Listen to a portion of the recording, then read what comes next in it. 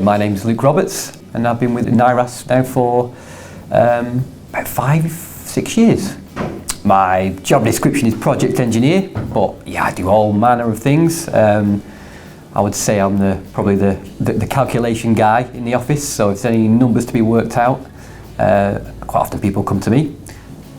It's the nerd in me, but I absolutely love giant spreadsheets that calculate difficult things.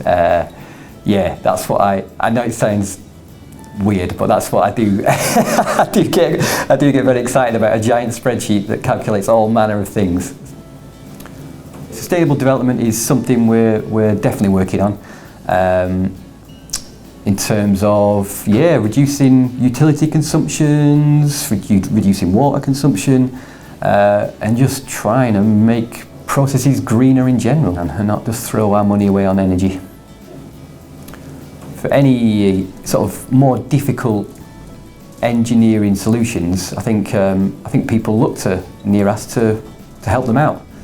So in that regard, I think we do add value because we can help them out of tricky situations and use our expertise to get them to where they want to be.